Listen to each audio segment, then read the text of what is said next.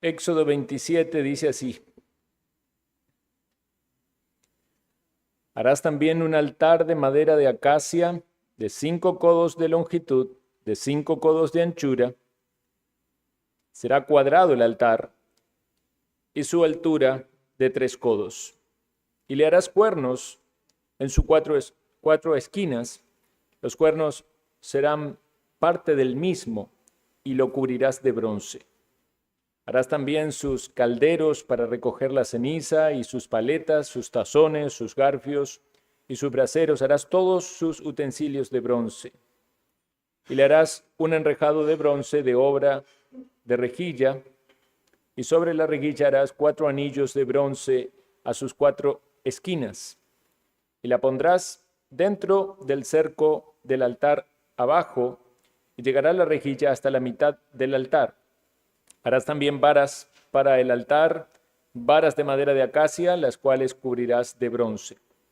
Y las varas se meterán por los anillos, y estarán aquellas varas a ambos lados del altar cuando sea llevado. Lo harás hueco de tablas, de la manera que te fue mostrado en el monte, así lo harás. Asimismo harás el atrio del tabernáculo. Al lado meridional, al sur, tendrá el atrio cortinas de lino torcido, de 100 codos de longitud para un lado. Sus 20 columnas y sus 20 basas serán de bronce, los capiteles de las columnas y sus molduras de plata. De la misma manera, al lado del norte habrá a lo largo cortinas de 100 codos de longitud, y sus 20 columnas con sus 20 basas de bronce, los capiteles de sus columnas y molduras de plata. El ancho del atrio del lado occidental tendrá cortinas de 50 codos, sus columnas 10 con sus 10 basas. Y el ancho del atrio por el lado del oriente al este habrá 50 codos. Las cortinas de un lado de la entrada serán de 15 codos, sus columnas 3 con sus 3 basas. Y al otro lado 15 codos de cortinas, sus columnas 3 con sus 3 basas. Y para la puerta del atrio habrá una cortina de 20 codos de azul, púrpura, carmesí y lino torcido, de obra de recamador, sus columnas 4 con sus 4 basas. Todas las columnas alrededor del atrio estarán ceñidas de plata, sus capiteles de plata y sus basas de bronce. La longitud del atrio será de 100 codos y la anchura 50 por un lado y 50 por el otro, y la altura de 5 codos, sus cortinas de lino torcido y sus basas de bronce. Todos los utensilios del tabernáculo, en todo su servicio, todas sus estacas y todas las estacas del atrio serán de bronce. Y mandarás a los hijos de Israel que traigan aceite puro de olivas machacadas para el alumbrado, para hacer arder continuamente las lámparas. En el tabernáculo de reunión, afuera del velo que está delante del testimonio, las pondrá en orden, a Aarón y sus hijos, para que ardan delante de Jehová desde la tarde hasta la mañana, como estatuto perpetuo de los hijos de Israel por sus generaciones. Hasta aquí la lectura de la palabra. Oremos. Gracias te damos, Señor, por tu santa palabra. Gracias te damos porque tú te has revelado a la humanidad por medio de ella, y porque podemos conocer, Señor, tu santa voluntad. Gracias, Señor, porque aún en estos pasajes donde leemos de el ceremonialismo del pueblo judío, con todos los muebles y artefactos que utilizaban en la adoración en el tabernáculo, también podemos nosotros aprender y conocer tu voluntad, cómo hemos de adorarte. Oh Señor, ilumínanos con tu Santo Espíritu. Ayúdanos a buscarte con corazones humildes y sinceros. Alimenta a tu pueblo y salva a los perdidos. Lo pedimos en el nombre de Cristo Jesús. Amén. Tomen asiento. Hermanos y amigos, es un gozo una vez más estar aquí estudiando, meditando la gloriosa, bendita palabra del Señor. En este capítulo, entonces, tenemos 3 descripciones: el altar de bronce, el atrio y brevemente al final se menciona el aceite para las lámparas. Lo primero es un mueble, el altar de bronce, versículos 1 al 8. Lo segundo es un área delimitada llamado el atrio. Y lo tercero, al final, es un material consumible, el aceite para las lámparas. La verdad que el libro de Éxodo sería un libro fascinante para estudiar en una escuela dominical, donde uno puede colocar imágenes y representaciones. Ahora, con todo el avance de la inteligencia artificial, aparecen en YouTube, si después alguien quiere ver en la familia o con los niños, aparecen representaciones muy buenas del tabernáculo y de los distintos elementos y partes que lo componen, que nos ayudan mucho a comprender de una manera visual todas las descripciones que aparecen de la palabra del Señor.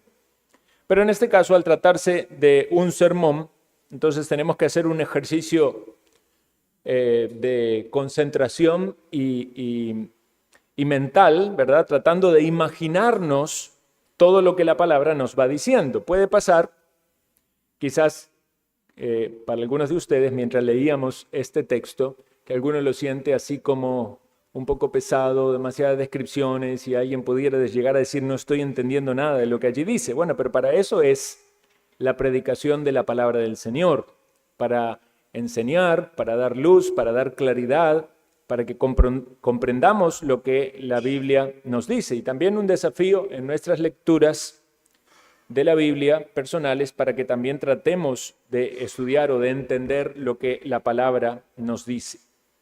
Una aclaración importante cuando hablamos aquí es un término que puede ser entendido de dos maneras. La palabra tabernáculo a veces se refiere a toda la estructura, es decir, el atrio, el espacio del atrio, pero también a la tienda.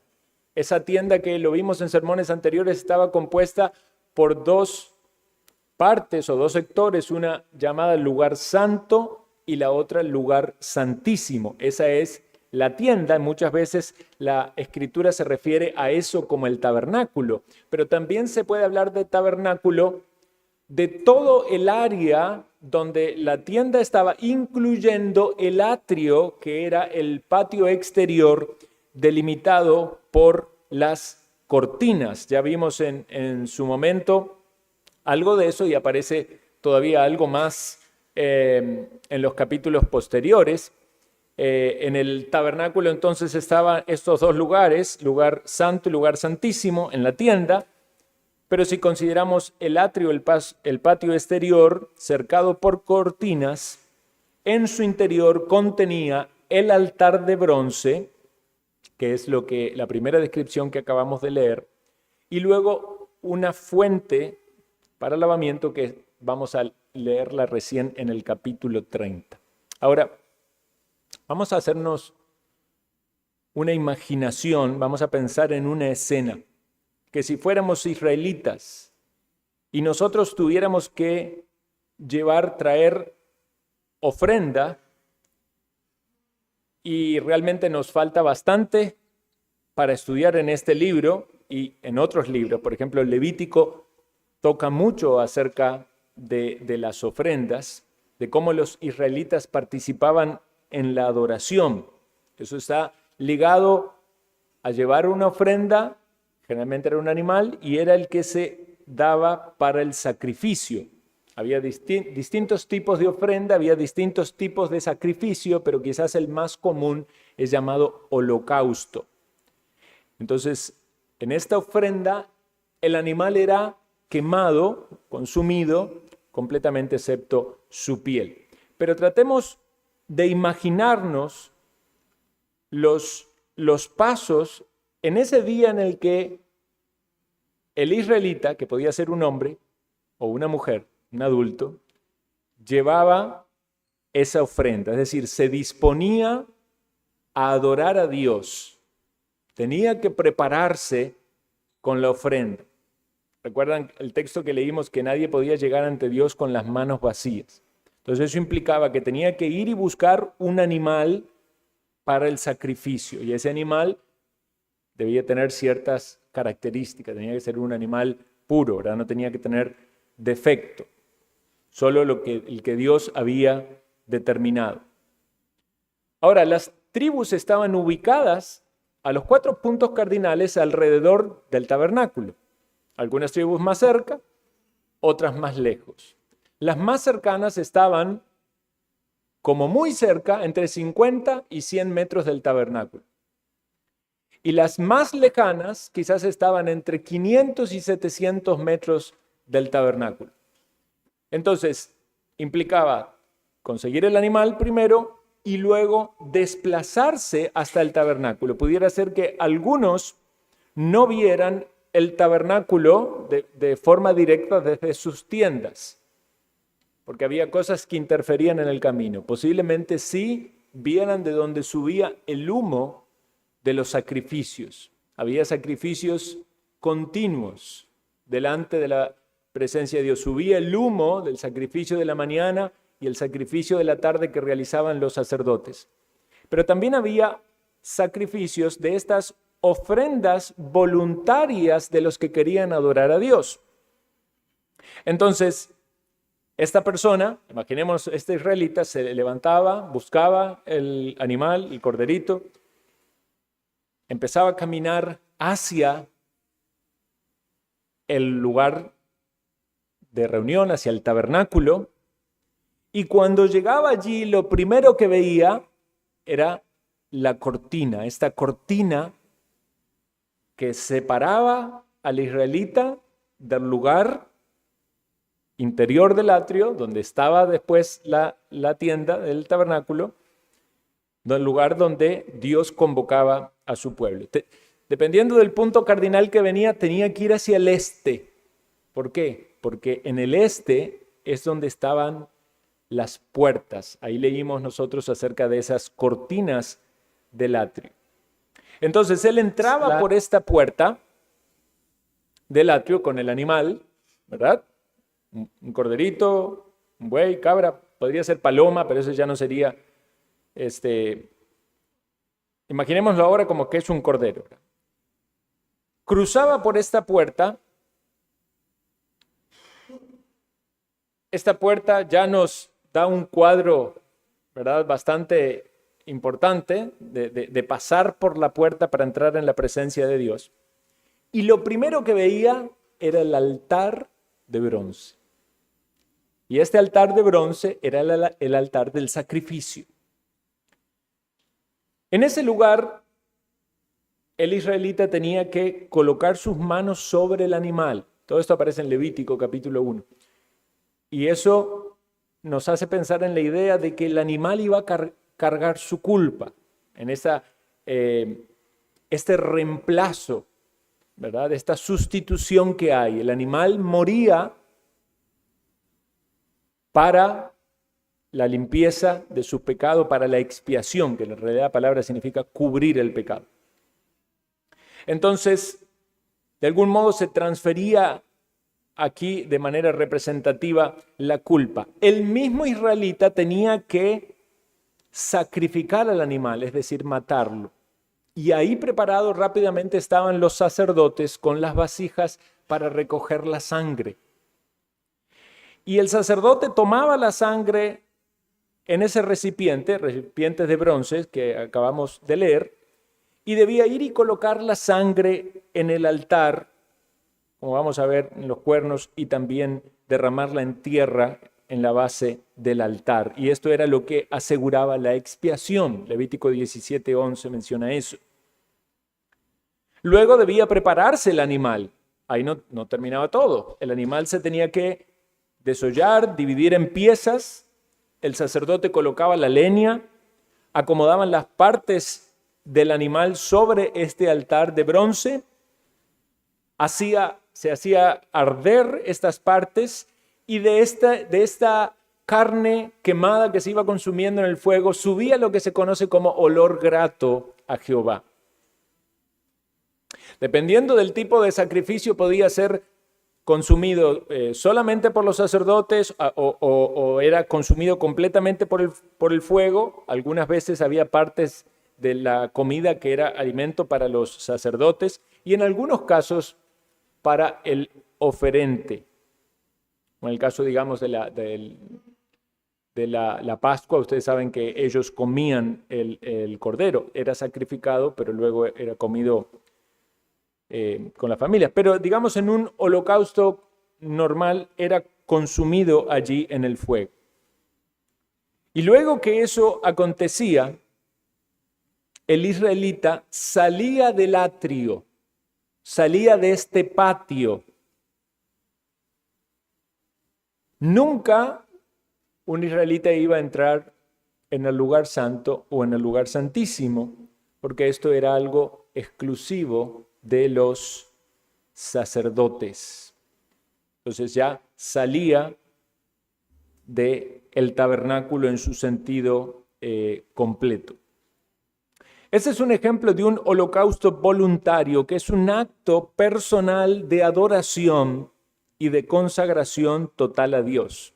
Había algunas ceremonias o fiestas que eran obligatorias y debían asistir y debían ofrendar de manera obligatoria, pero el que acabo de describir es un acto de holocausto voluntario. Y esto nos tiene que hacer pensar, aunque vivimos en una época muy diferente a esta, que nosotros también podemos participar con el mismo fin en ofrecer a Dios adoración y consagración de nuestras vidas. Adorar a Dios y consagrarnos a Él. A la luz de lo que acabamos de leer y de escribir, son figuras y sombras del antiguo pacto que apuntan al nuevo pacto para que comprendamos mejor lo que Cristo hizo por nosotros y lo que nosotros podemos hacer para adorarle y vivir más consagrados a Él. De hecho, este cuadro de una ofrenda voluntaria nos hace pensar en la ofrenda voluntaria de Cristo de sí mismo para darnos la salvación. Solamente por la ofrenda voluntaria de Él, nosotros podemos acercarnos a Dios.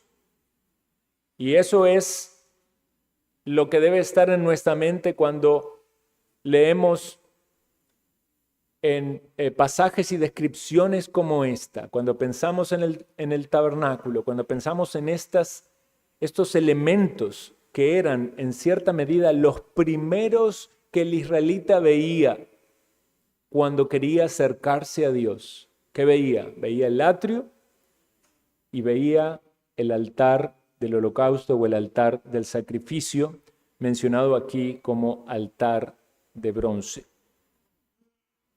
Voy a describir ahora brevemente el altar de bronce.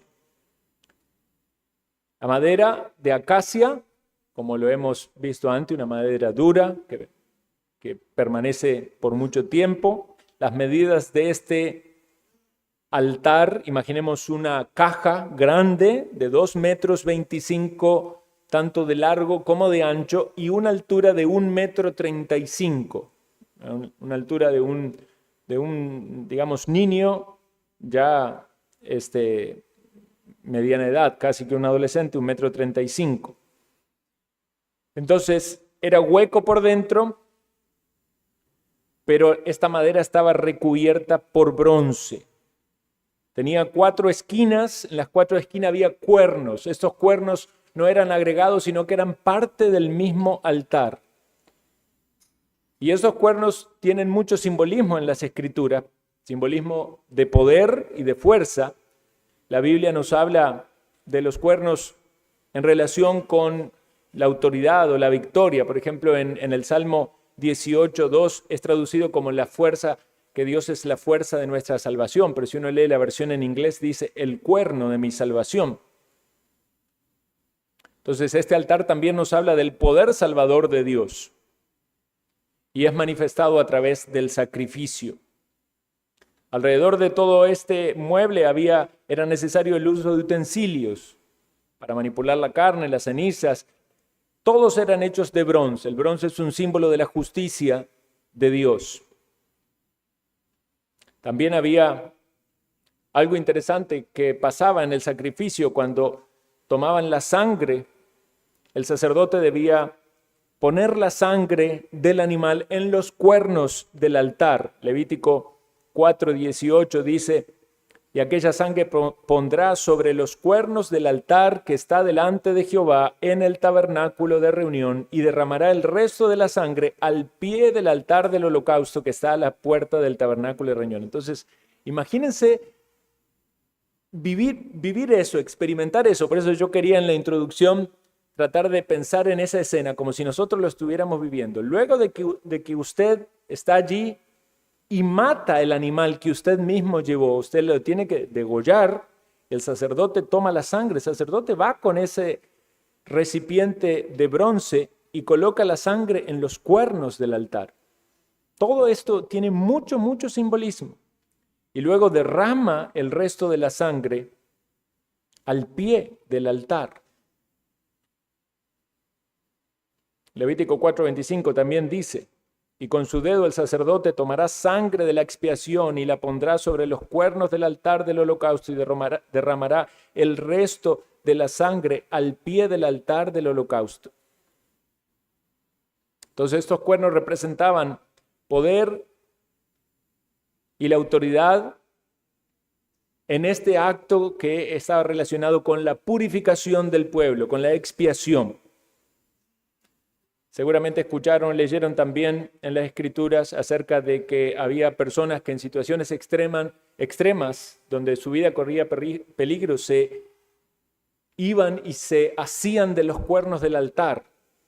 Esto pasó en algunos casos. Por ejemplo, en el caso de Adonías, temiendo la presencia de Salomón, nos cuenta Primera de Reyes 1:50, cuando Salomón se hizo rey, Adonías quiso usurpar su trono. Él corrió y se asió de los cuernos del altar. Y por haber hecho esto, entonces, de algún modo, Salomón mostró misericordia para con él y perdonó su vida. Pero también si había alguien que era desagradable ante los ojos de Dios y utilizaba esto como una manera de querer evitar un castigo, no iba a ser eso suficiente para que salve su vida. Esto pasó luego con Joab, alguien que había matado a personas inocentes. Aun cuando se asió de los cuernos del altar, él sufrió las consecuencias. De algún modo también, aunque los cuernos del altar nos hace pensar en la justicia de Dios, vemos este doble mensaje valioso. Por un lado, misericordia. Hay misericordia, porque si hay alguien justo que se hace de los cuernos del altar, va a haber misericordia. Pero si hay alguien que llega contaminado y sin la justicia que necesita delante de la presencia de Dios, va a ser cortado, va a experimentar juicio. Entonces, queridos hermanos, estamos hablando de muchas cosas, con muchas figuras, con mucha simbolismo, que nos hace pensar una y otra vez en el sacrificio de Cristo. De algún modo podríamos decir que los israelitas veían en casi todas las cosas algo que los hacía pensar en Cristo. Evidentemente hay una revelación progresiva y nosotros lo vemos ahora en retroactivo y pudiera ser muy fácil para nosotros encontrar todos esos simbolismos, pero ellos estaban siendo preparados para la llegada del Mesías. Y debían entender todas estas cosas, debían estar bien claras en su mente para poder comprender lo valioso que es Cristo. Y también nosotros. También así debemos transmitir a las personas que nos rodean el mensaje del Evangelio.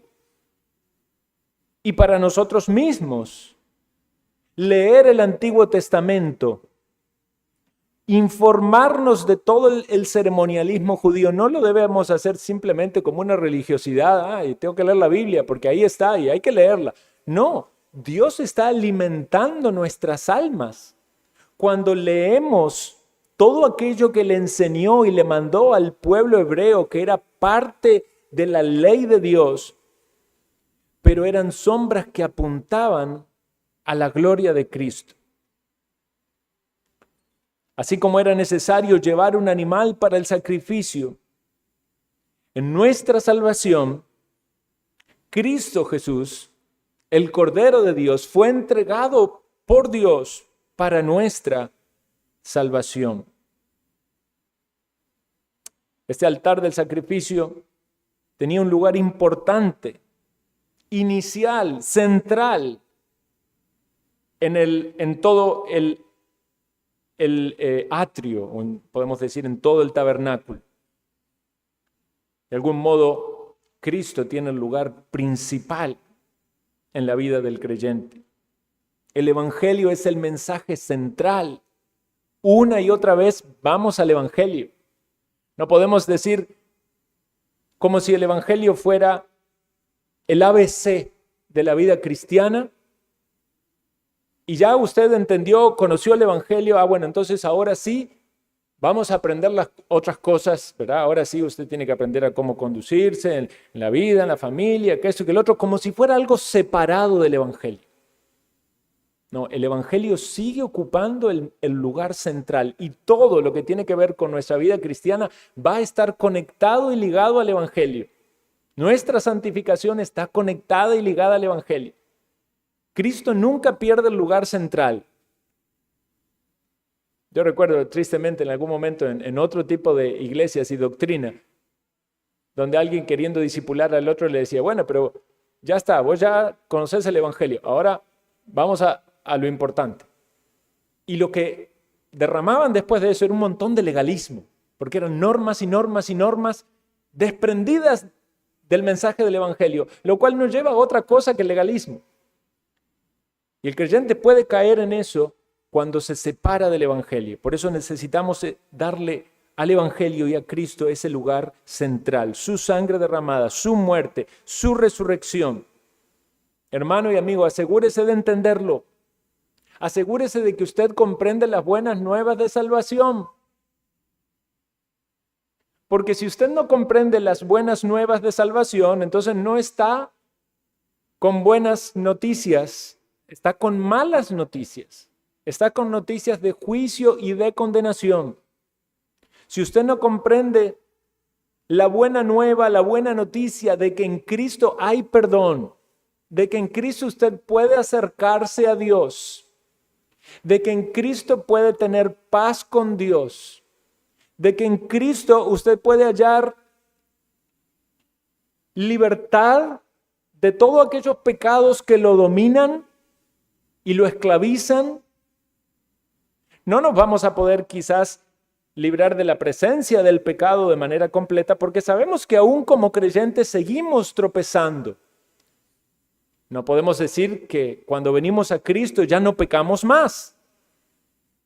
Pero aún así hay un cambio real al venir a Cristo, al comprender lo que Él logró por usted en la cruz, al ejercitar o experimentar la fe en ese sacrificio.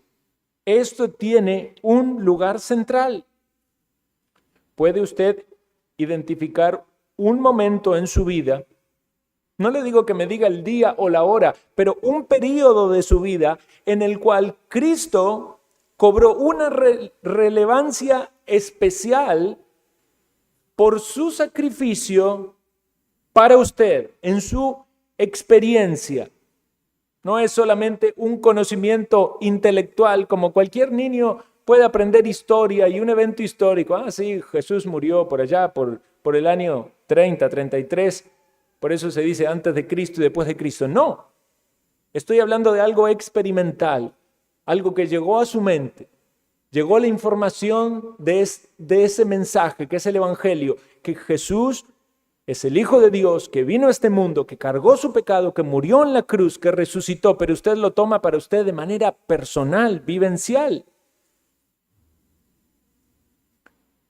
Tiene que poder encontrar un momento de su vida donde eso pasó. Eso va ligado al testimonio que un creyente tiene. El creyente tiene que poder decir, hay un antes y un después de conocer a Cristo. Y conocer a Cristo no es tan solo intelectualmente. No es empezar a ir a la iglesia. Hay muchas personas que empiezan a ir a la iglesia, pero eso no los hace salvos. No es experimentar algún cambio en la vida. Hay gente que de repente le empezó a ir bien en la vida porque buscó de alguna manera acercarse a Dios, pero todavía no comprendió el evangelio. Entonces esto debe tener un lugar especial. Como tenía lugar especial este altar. Noten que había un enrejado de bronce en el centro del altar, una parrilla donde era colocado el animal del sacrificio, era un soporte donde el animal se consumía. Y esto nos tiene que hacer pensar en la cruz de Cristo como el lugar donde ese sacrificio fue ofrecido. Colgado allí en el madero, experimentó el juicio divino. También, como el altar era, al igual que todas las partes del tabernáculo, algo movible, los levitas debían transportarlos. Y todos los elementos, las varas, todo eran objetos sagrados, apartados para Dios. No se podía manipular con las manos, tenían que hacerlo de una manera establecida por Dios, al igual que el arca, la mesa de los panes, el candelabro. Pensemos que todos estos eran elementos necesarios en la adoración. Y nos habla de la importancia de acercarnos a Dios para participar de una oración santa y pura, limpia de contaminación. ¿Cuál es entonces la lección que aprendemos aquí acerca de este altar de bronce? Una lección muy importante. Quizás usted ya la conoce, pero debe meditarla una y otra vez. Cuando usted se acerca a Dios, no puede acercarse si no hay sacrificio. Sin derramamiento de sangre, no hay remisión de pecados. Por eso necesita poner su fe en Cristo Jesús. Ahora consideremos el atrio. El atrio, como dije, es este área rodeada por cortinas, un patio exterior. Esas cortinas eran muy especiales, hechas de materiales muy finos, lino blanco torcido, símbolo de pureza y separación.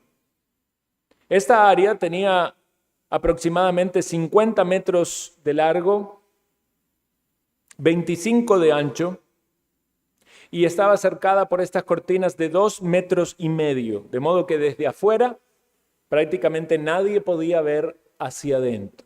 Si quería ver hacia adentro, era necesario que pase por la puerta. Toda el área del atrio eran unos 1,250 metros cuadrados, un área bastante grande. Las columnas eran 60 columnas de bronce, con basas de bronce, capiteles y ganchos de plata, varillas de conexión de plata. Y estaba la puerta del atrio que, como dijimos, era el este, mirando hacia el amanecer. Esta puerta medía unos 20 codos, hechas con lino fino torcido, bordadas de azul, púrpura y carmesí. Estos son colores de gloria, de realeza, de sacrificio. Una vez más, ya lo habíamos mencionado antes, pero volvemos a considerarlo. Es necesario pasar por la puerta. Y si usted quiere acercarse a Dios, tiene que pasar por la puerta. ¿Y cuál es la puerta? Cristo. Cristo es la puerta. Este atrio formaba parte del tabernáculo y era un espacio sagrado delimitado por Dios. El pueblo podía entrar al atrio, pero solo los sacerdotes podían entrar en la tienda del tabernáculo. Entonces notemos la progresión. Alguien venía, se acercaba, lo primero que veía era el atrio, cruzaba por la puerta, entraba al atrio, era de algún modo un lugar solemne y sagrado, pero solo los sacerdotes podían entrar al lugar santo. Y solamente el sumo sacerdote, y una vez al año, podía entrar en el lugar santísimo. De modo que había como una progresión aquí en acercarse a Dios. El atrio era el lugar inicial de acceso a Dios, pero hasta cierto punto.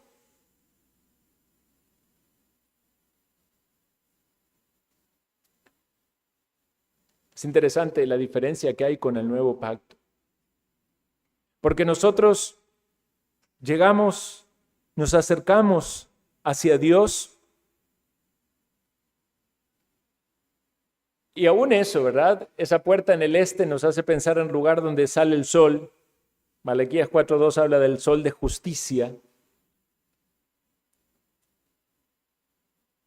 Y nosotros entramos ante la presencia de Dios por Cristo, pero no estamos limitados.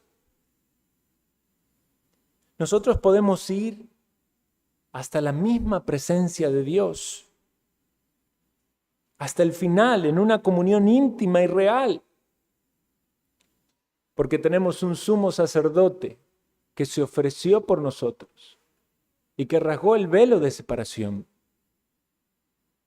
El que entra por Cristo pasa por ese altar donde también piensa en el sacrificio de Cristo. Se transforma en un real sacerdocio y puede entrar al lugar santo. Y sabiendo de que hay un sumo sacerdote que entró ante la misma presencia de Dios, sabemos que un día estaremos ya purificados de forma completa en la misma presencia de Dios. Por Cristo, hermanos, somos real sacerdocio. Por Cristo podemos estar en el lugar santo. Por Cristo podemos ofrecer sacrificios de alabanza y ministrar porque somos aceptos en su sacrificio. Vean, es imposible no ver a Cristo en todo esto. Cristo es la puerta de acceso. Cristo es el altar del sacrificio. Cristo es el cordero sacrificado. Cristo es el sacerdote y es el sumo sacerdote que entra en la presencia de Dios. Cristo es el mediador de un mejor pacto, con mejores promesas, que entró en los cielos, rasgando el velo de su misma carne, para que nosotros pudiéramos tener comunión real con Dios. Acompáñenme a leer, por favor, una cita de Hebreos, capítulo 9. El libro de Hebreos cita muchas cosas propias de la ceremonia de los judíos. Y en Hebreos, capítulo 9, versículo 11,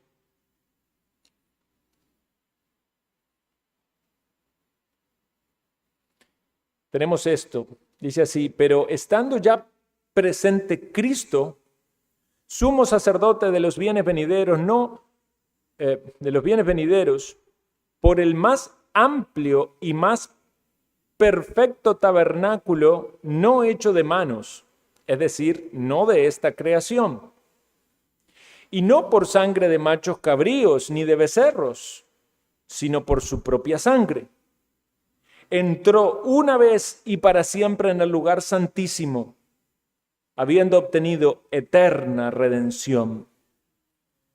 Porque si la sangre de los toros y de los machos cabríos y las cenizas de la becerra rociadas a los inmundos santifican para la purificación de la carne, cuánto más la sangre de Cristo, el cual mediante el Espíritu eterno se ofreció a sí mismo sin mancha a Dios, limpiará vuestras conciencias de obras muertas para que sirváis al Dios vivo.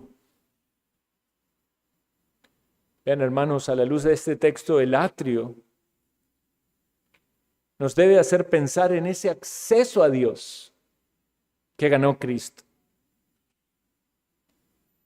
Nos debe hacer pensar de que nos acercamos a Dios y en los méritos de Cristo podemos llegar ante Dios para adorarle, para tener comunión con Él y para servirle.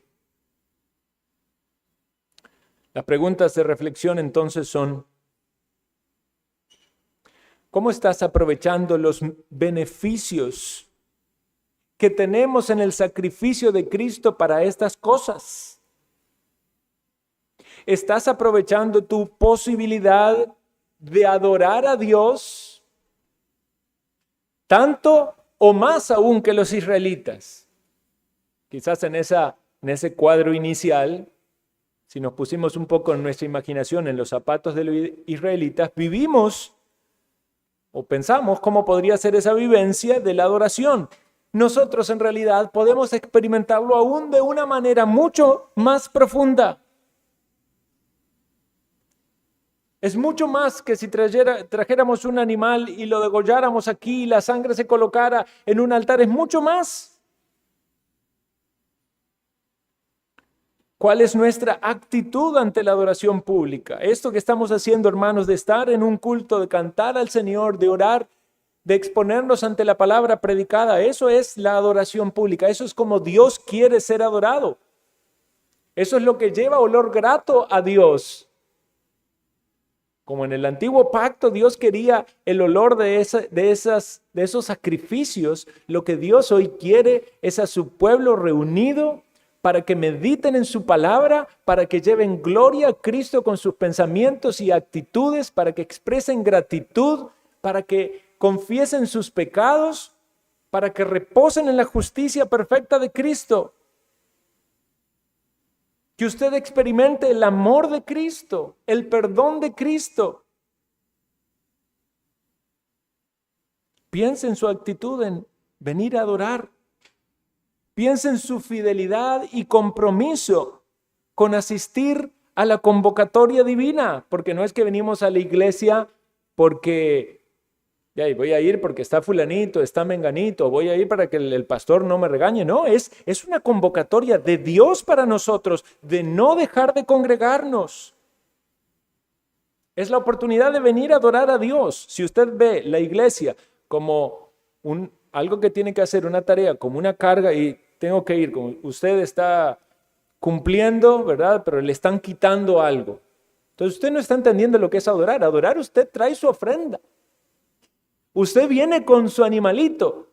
No trae un animalito para el sacrificio, porque el sacrificio es Cristo, pero usted viene con un corazón agradecido, lleno de alabanza al Señor, con el deseo de recibir su palabra, con el deseo de conocer más de Dios, con el deseo de edificar a sus hermanos.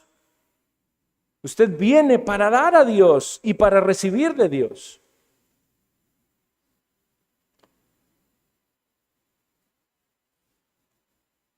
Está aprovechando la bendición que tiene como un redimido, justificado, para entrar en la presencia de Dios, algo que los israelitas no podían hacer porque quedaban fuera del lugar santo. Piense aquí en los medios de gracia en su vida, la lectura, la meditación de la palabra, la oración, cosas que usted puede hacer diariamente. No necesita esperar un día específico, no necesita esperar a venir a la iglesia, no necesita un sacerdote. Solamente con nuestro sumo sacerdote Jesucristo directamente puede entrar al trono de la gracia. Ciertamente, mucho de todo lo que nos dice las leyes ceremoniales del antiguo pacto nos exhortan a considerar las bendiciones que tenemos en el nuevo. Y este capítulo finaliza con 2 versículos que hablan de este material consumible que es el aceite de las lámparas, y estas lámparas no estaban en el atrio, sino, como mencionamos antes, estaban en el lugar santo, eran el aceite para el candelero, las lámparas del candelabro. Estos simbolizaban la luz que era necesaria en ese lugar donde la presencia de Dios se manifestaba. Es la luz de Cristo entre nosotros. Y esa luz solamente puede ser encendida cuando hay aceite, y ese aceite nos habla de la importancia del Espíritu Santo. Era un aceite puro, sin mezcla. El Señor Jesucristo vivió controlado por el Espíritu Santo de manera perfecta, dice la Escritura en Hechos 10:38, que Dios ungió con el Espíritu Santo y con poder a Jesús de Nazaret, y cómo éste anduvo haciendo bienes y sanando a todos los oprimidos por el diablo, porque Dios estaba con él. El Espíritu Santo se manifestó de forma perfecta en Cristo. La iglesia es la morada del Espíritu Santo. El creyente es la morada del Espíritu de Dios. Si hemos sido salvados por Cristo, el Espíritu está en nosotros. Y como creyentes debemos hacer esas buenas obras para que los que nos rodean glorifiquen a Dios y reciban el testimonio de que Dios está en medio de su pueblo. Y aquí debemos preguntarnos si hay algo en nosotros que está estorbando la obra del Espíritu de Dios.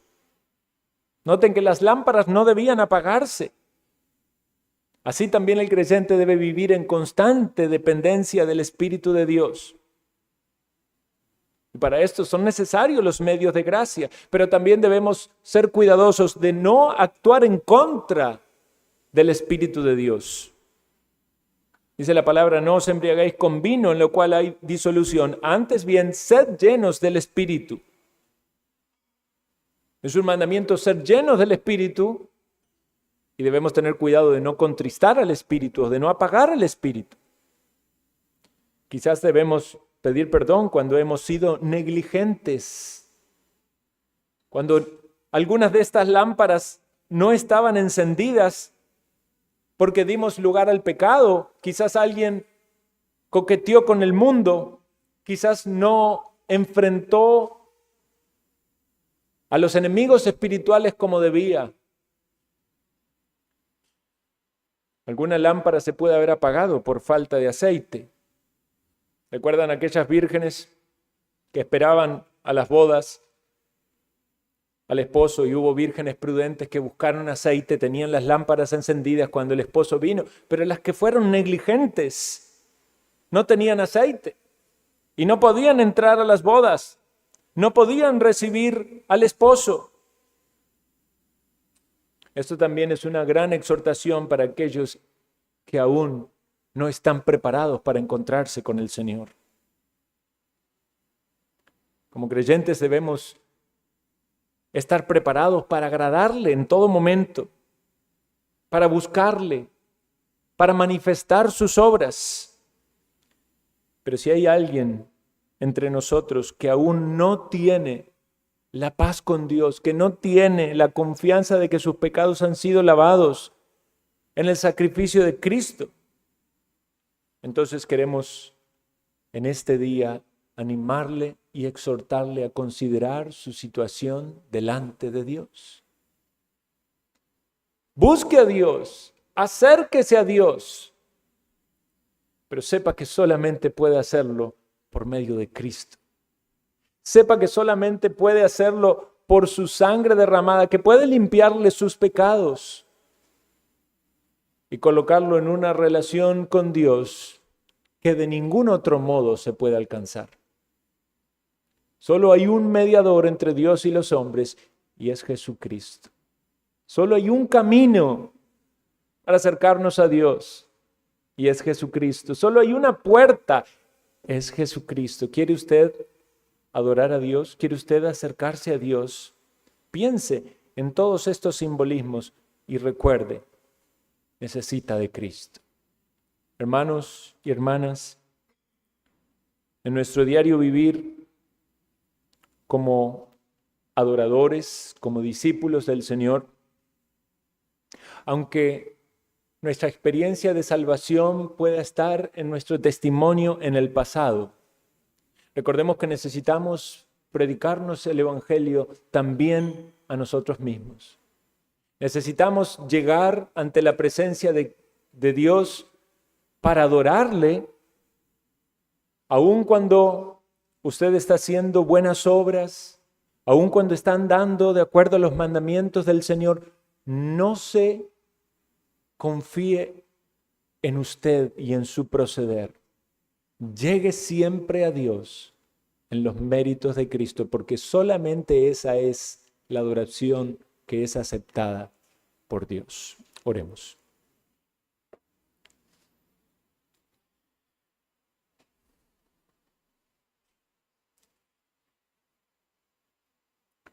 Te agradecemos, Señor, porque vemos en tu santa ley todas estas figuras, simbolismos que nos llevan una y otra vez al mensaje glorioso del Evangelio y a la necesidad tan grande que tenemos de ti. Gracias por la salvación que nos has dado, que todos aquí puedan ser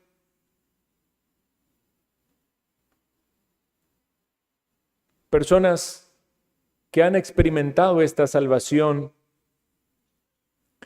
Y si aún, Señor, alguno no lo ha hecho, te pedimos que toques sus corazones y les des convicción de pecado y de justicia a través de Cristo. Ayúdanos, Señor, para adorarte.